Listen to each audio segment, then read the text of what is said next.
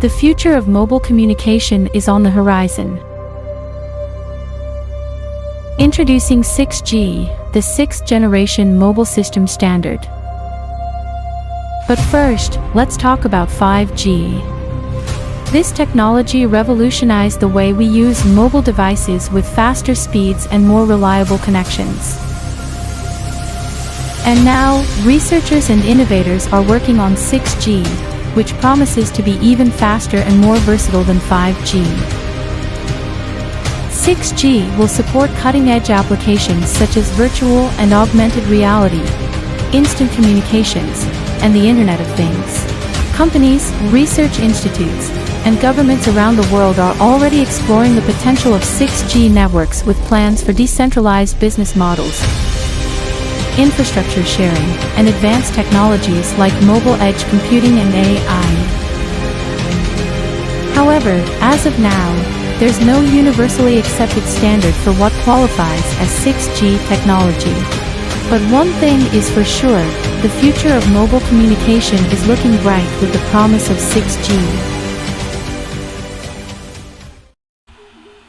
So as you can see, 6G seems to be right around the corner. It's like we haven't spent much time on 5G, so now we're thinking about, they're already in like full speed developing stages, or even past that, of 6G.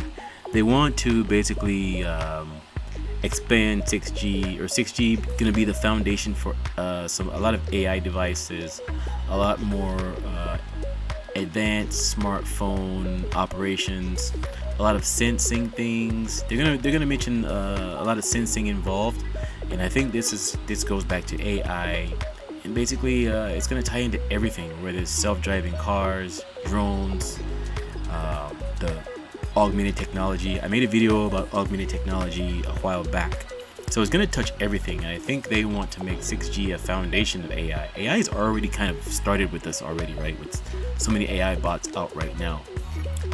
Right now I want to talk about the development at the City University of Hong Kong.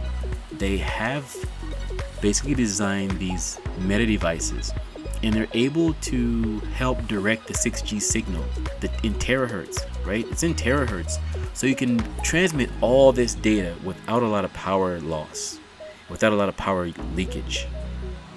So you can transmit terahertz and terahertz of data to a specific user, a specific point, a specific designation, and still maintain improved security based on this research and these devices. They look like they're basically they look plastic, but it's like polymer devices, and it involves like a resin. Those of you familiar with polymers are like I'm not gonna get into a polymer lesson. I studied polymers at school, but I'm not gonna deviate and get into that lesson. I could probably do another video about that. Basically, they develop these devices. They control radiation direction and coverage area of terahertz beams of 6G technology. So you got like these 4 devices, and they're used for like you can use them for 2D manipulation. I'm gonna try not to use a word salad here. I'm gonna try to be as plain as I can. Please be patient with me. Bear with me.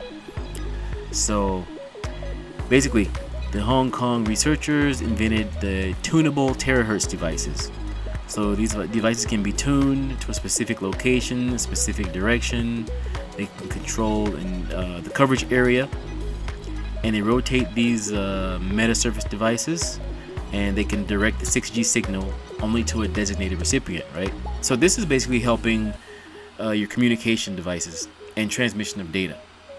So basically improving transmission of data, lots and lots and lots of data. Terahertz, not gigahertz, not megabits.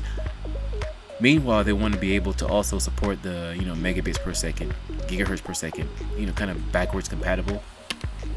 So this is going to provide a highly adjustable, highly directional, and secure means of 6G communications.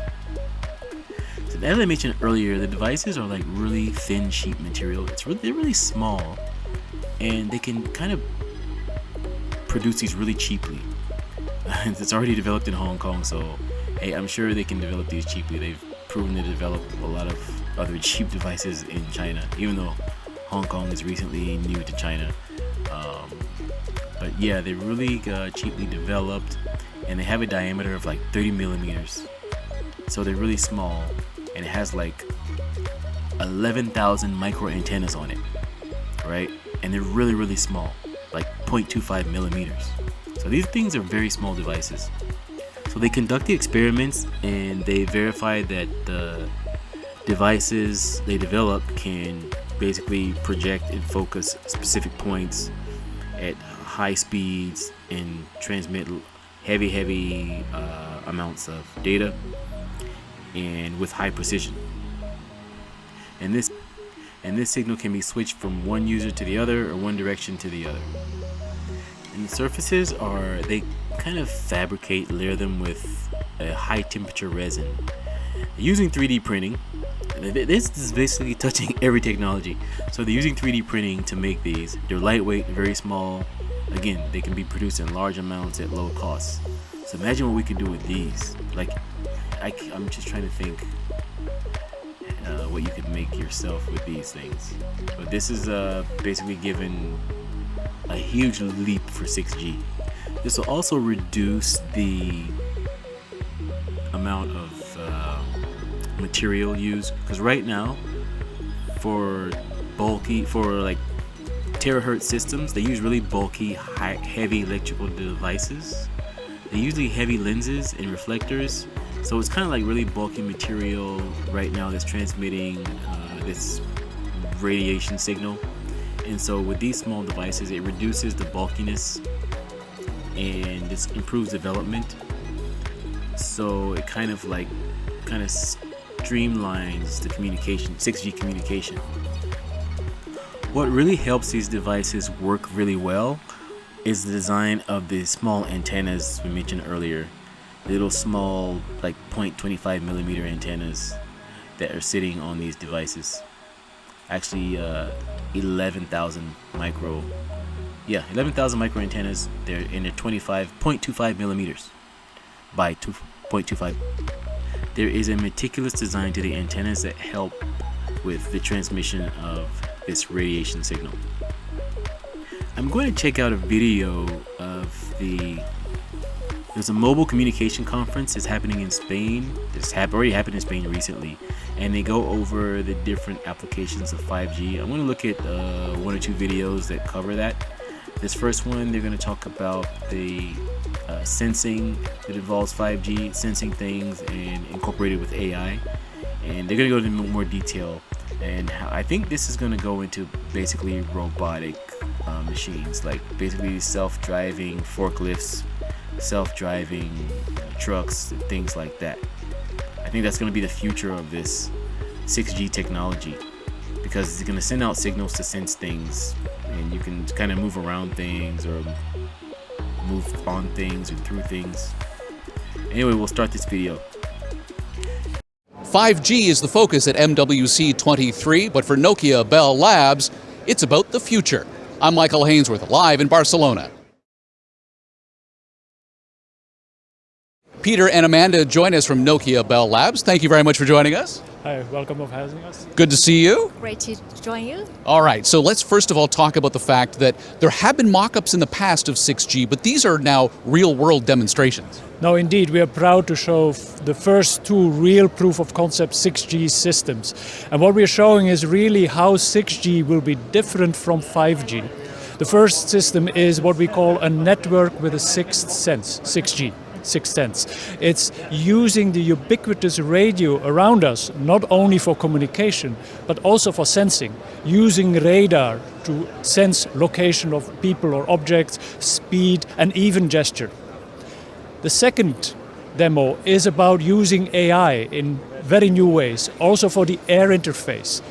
AI that recognizes the channel conditions instantaneously, and then the two endpoints figure out what is the optimal way to communicate. And what we have shown is that you can get performance improvements of up to 30%. Now let's talk about that 6G sensing side of things. Amanda, how does it work? Well, as Peter mentioned, so in 6G, the network becomes a sense itself, and it's a critical element for creating digital twins at scale. So if you think about for example, the digital twin of a smart city, it really can keep the flow of the traffic, understand the flow of the traffic, the people, whether they are connected or non-connected. All right, we got Peter giving us an example demonstration. Yes, let's do that. All right, so what we have here is a live 6G demo using the prototype radio equipment. So we can see as Peter walked through the corridor, so this is a harbor environment. Imagine it's raining, it's foggy, and you can't really see that very clearly. And the system basically, using for communication, will be able to identify the location and distance of Peter as he walked through the corridor. So as you can see here, as Peter walks, the forklift came and then he got a warning sign because the system understands the location of Peter and then to ask the forklift to stop. And as he continues to walk and then exit the danger zone, then the forklift stops. So this is really a way like to demonstrate how network will be able to sense, think, and act. That's really quite remarkable that you can leverage the wireless capabilities to figure out what's going on in a space. Great for autonomous robots and things of that nature. And that was a video from Nokia Bell Labs. They were discussing how they were going to use 6G for a lot of sensing technology and AI technology to enhance different applications or different industries. The next video is going to look at Nokia's new phone. Nokia already has a 6G phone. Now I'm wondering, when is 6G going to come out? Because if they're making 5G and 6G phones, they have 6G phones now. When is the actual 6G network going to be here?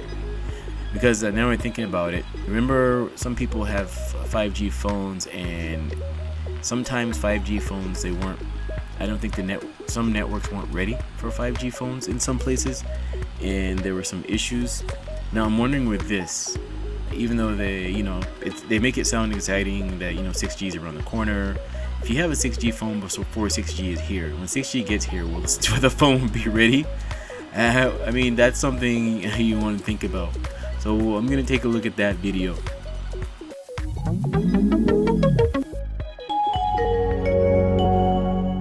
Nokia, as the leader of the upcoming 6G era, presents its first 6G phone. This is the Nokia 7610 6G. This is a retro look that combines the past and the future. So let's take a look at this concept.